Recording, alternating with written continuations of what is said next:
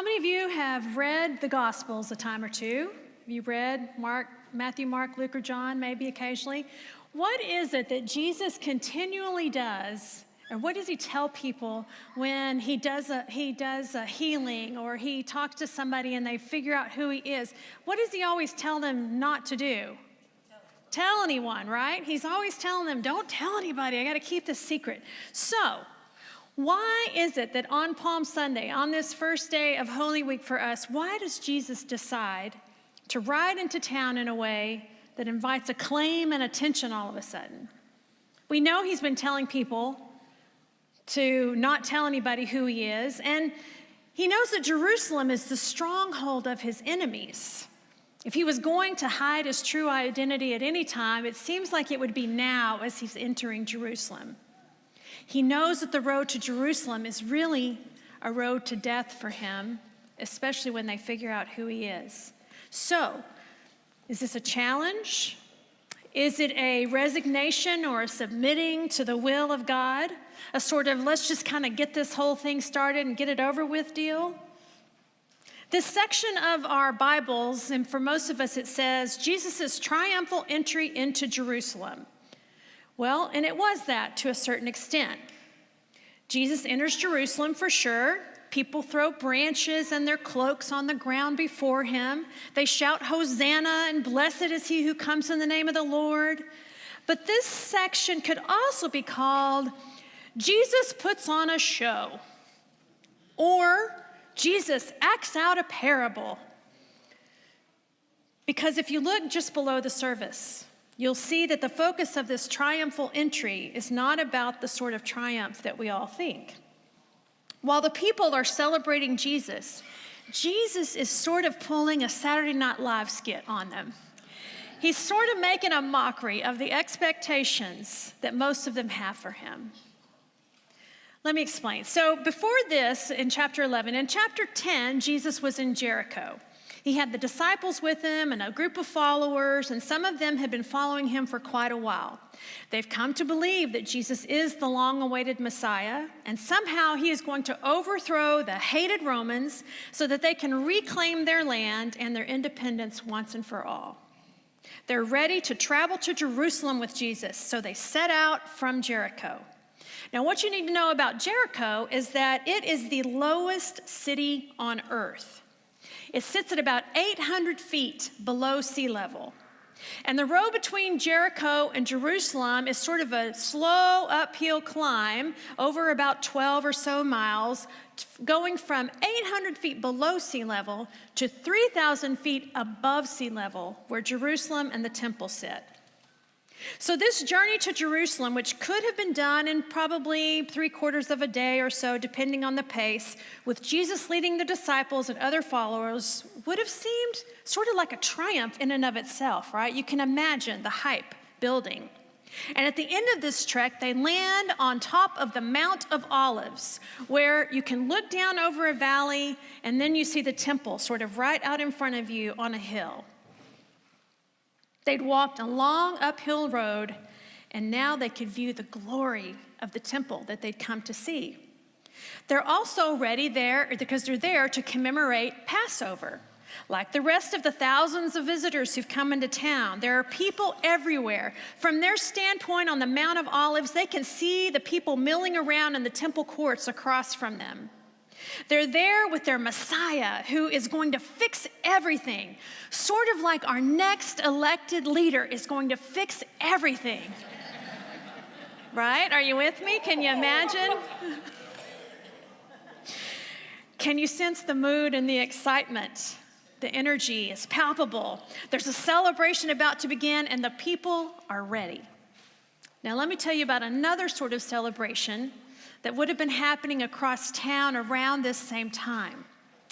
History tells us that Pontius Pilate, who was the Roman ruler over this area, normally resided in his palace on the Mediterranean coast in Caesarea.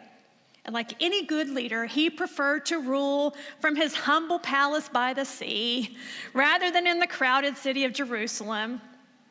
But during the festival of Passover, he would move his entourage to Jerusalem. He needed to be present to keep keep the law and order with all those people in town. He needed to be there to protect the Roman fortress that was adjacent to the temple, and he needed to keep the peace. So he would saddle up the large horses with the chariots and his colossal detail of Roman soldiers armed to the hilt and march uniformly through the western gate. All this pomp and formality would make it known that the ruler was back in town. If any Jewish people were thinking of a protest or an uprising, his men would be there to put down any national rebellion. Their message was one that said, we will use any and all means to maintain law and order, or what they would call peace. With that in mind, let's think about Jesus' triumphant entry. Jesus sends his disciples to find a donkey, not horses or chariots, and not just a donkey, but a young donkey, a colt that hasn't been ridden. The people spread branches and cloaks on the ground because they wanted to honor their king. They believed and wanted Jesus to overcome the Romans, to lead a revolt, to reclaim the land for themselves. They shout praises that harken back to the Psalms and to Zechariah, where the final battle starts on the Mount of Olives, and Israel forcefully and finally proclaims its own nation. This entry is one of the boldest, wildly outward, politically explosive acts of Jesus' ministry. After all this time of telling disciples to keep his true identity quiet, he risks it all. And it's all in a piece of political satire. The first 7 verses point to the care with which Jesus made the arrangements for this spectacle. It seems he had made some arrangements in advance, and he knew what he was going to do as he orchestrated this comically subversive piece of street theater. He makes a parody of the kingship, starting from the Mount of Olives. This, as I said, is the traditional location where Israel felt the final battle would begin. But instead of seeking weapons of war needed for the expected liberation and victory of Israel, he seeks out a donkey, not even a full-grown donkey.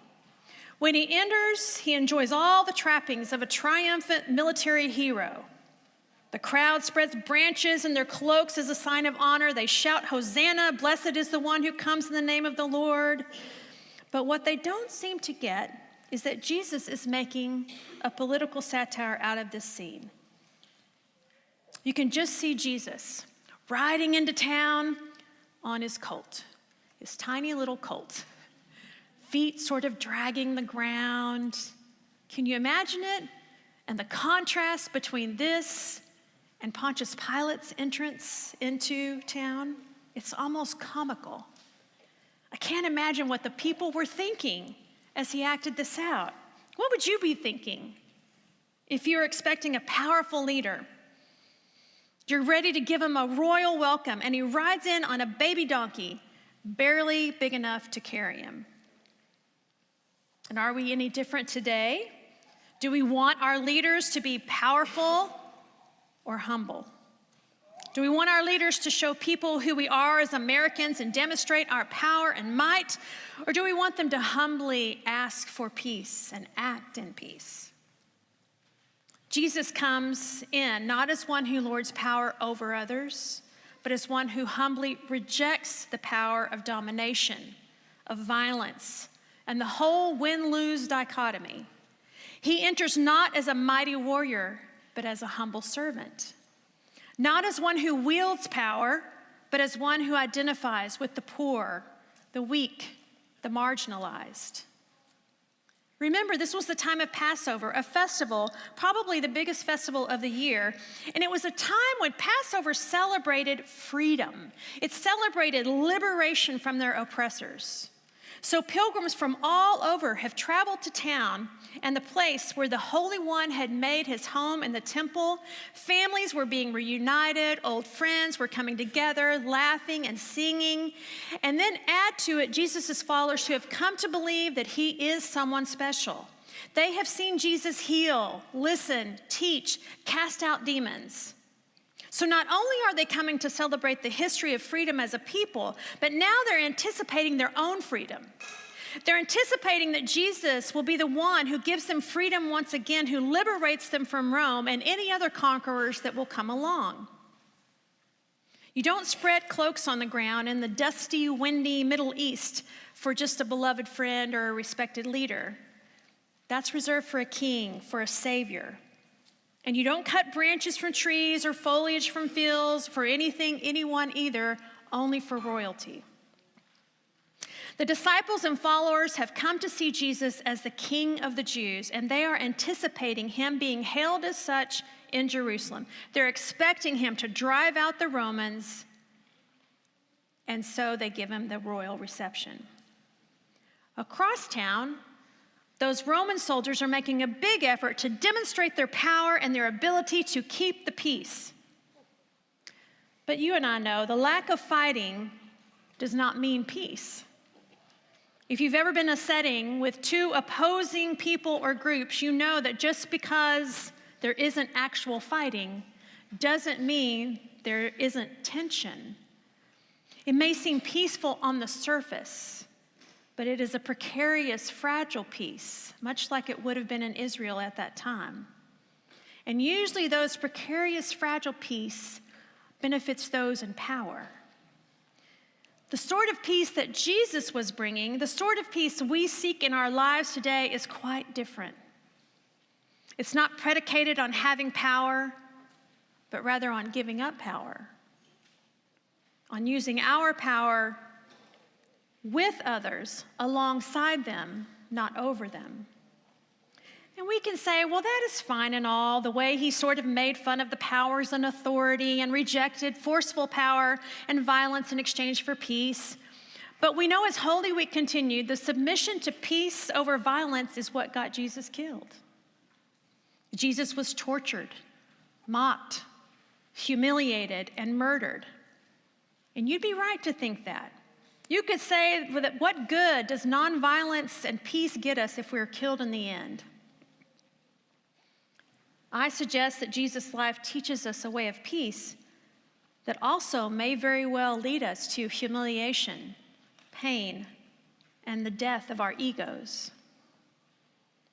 Think about the culture we live in right now in the U.S. It's one that's divided, contentious, and quarrelsome.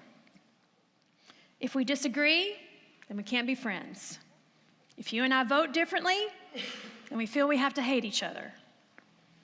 With the recent difficulty in the United Methodist Church, I've watched people who had literally been sitting next to each other for decades, friends, family,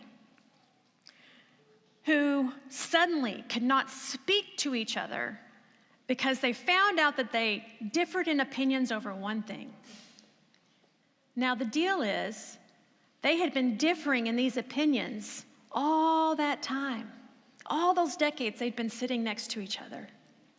They just didn't know it. This past week in our disciple class, we were discussing Jesus' call to unity in his final discourse as found in the Gospel of John.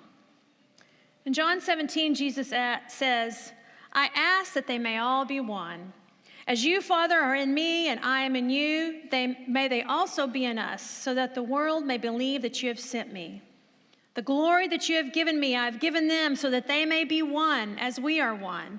I in them and you in me, and they may become completely one, so that the world may know that you have sent me and have loved them even as you have loved me." He repeats himself several times here. I want them to be one. Why?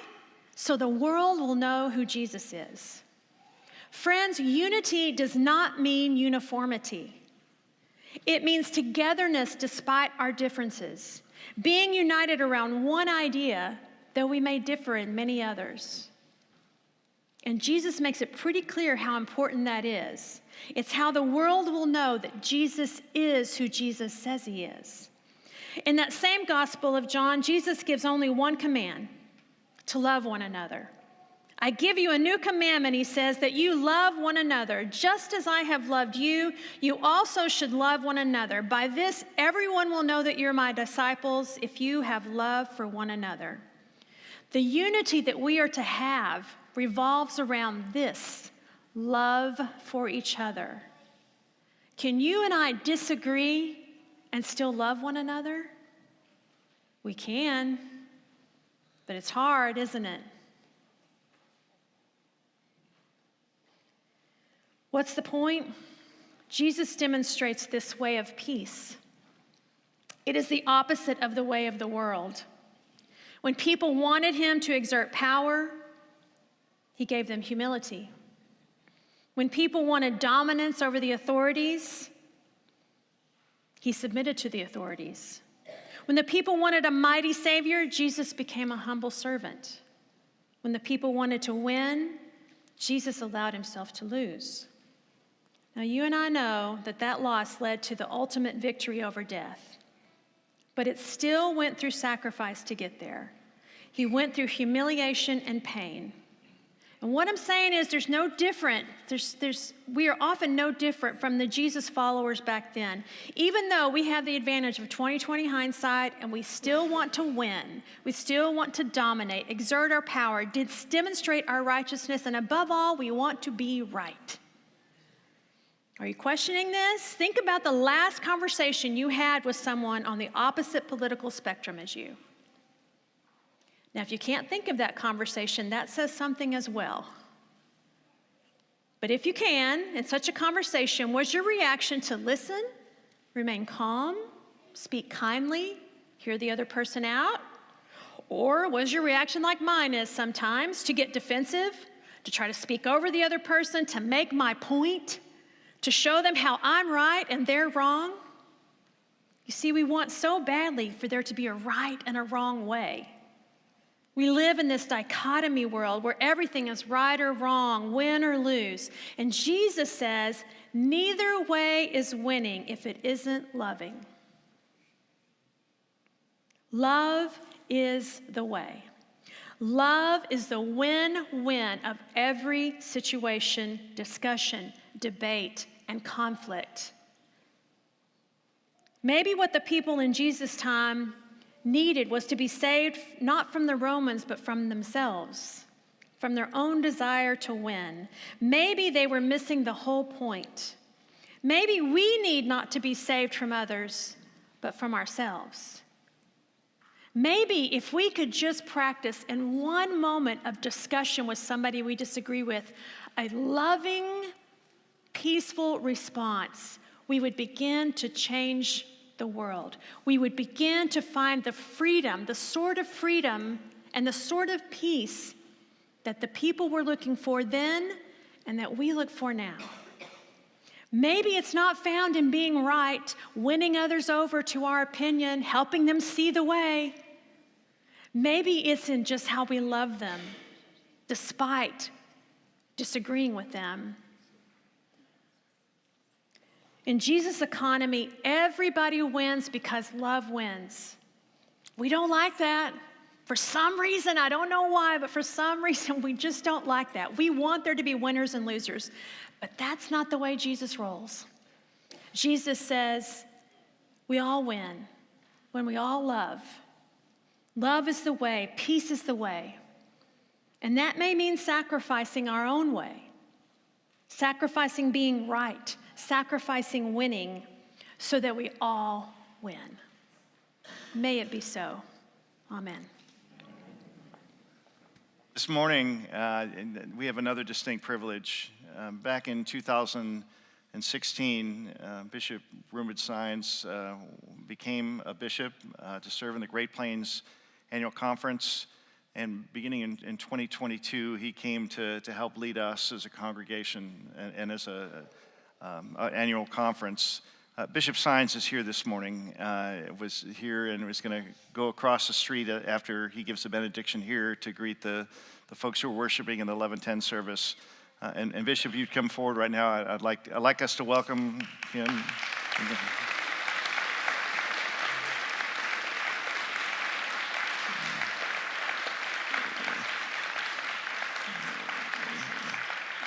In a time of change and transition, he's still as tall as I am, and I'm on top of this.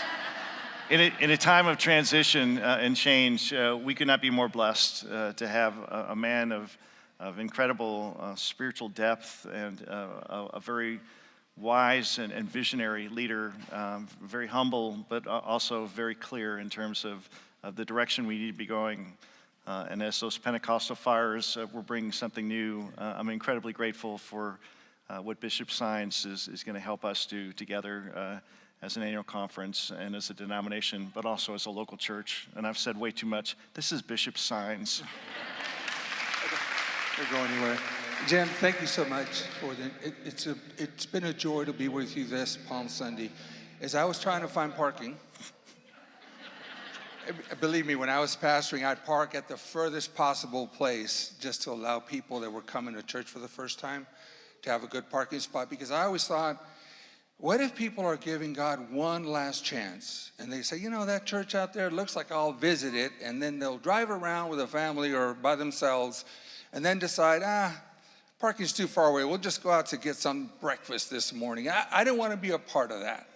So when I parked away from the church, it brought back wonderful memories of a church that's alive, of a church that is engaged in the work of God in the world in a powerful and meaningful way, of a church that's expressing God's presence through love and empathy and generosity. The image that came to my mind was Isaiah chapter 2, verse 5, where it says, all the people from all the nations will go up to the mount of God to learn the commandments of God. And as I saw families and children and people of all ages streaming into this place, it blessed my heart. And Tina, where's Tina? She's across the street preaching. She brought the word today, didn't she? Yeah. You know, and you have amazing pastors in Alan and Tina and Jim and all of your supporters, the musicians, and all of you lay people. Thank you. Thank you for being loyal to Jesus Christ, first and foremost. Thank you for being loyal to the United Methodist Church. And thank you for supporting this United Methodist Church with your prayers, your presence, your gifts, your service, and your witness. Amen. Wherever you are throughout the week, all that you say, all that you do, the decision that you have made, the way that you influence conversations and decisions to go and bless others, that's part of your witness. So God bless you. Wherever you are located and situated within all the nooks and crannies of Georgetown and beyond, God bless you for that. Alan invited you and encouraged you to do two things. Number one, invite a friend for Easter Sunday. And you've got, what, 4 services? 4.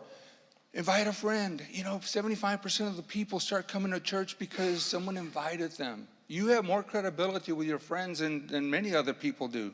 So invite a friend, pick them up, bring them to church with you. Then the second thing was, try to make Lent as meaningful as you possibly can for yourselves.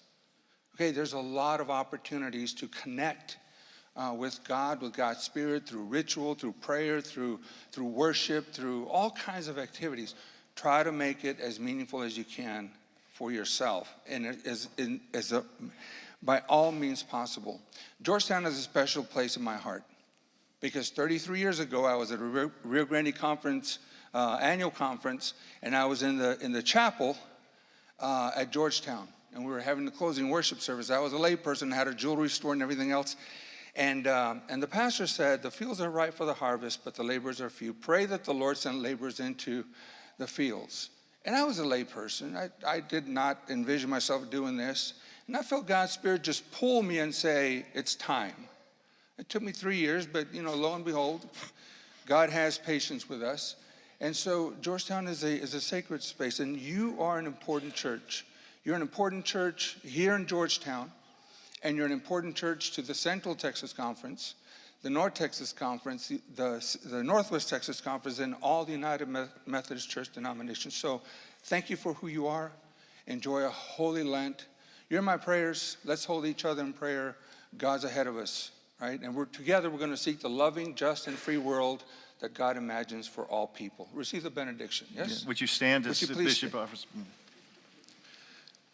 So now may the God of peace, the Christ of reconciliation and grace and humility, the Spirit of power and of unity be with you now and always. Amen.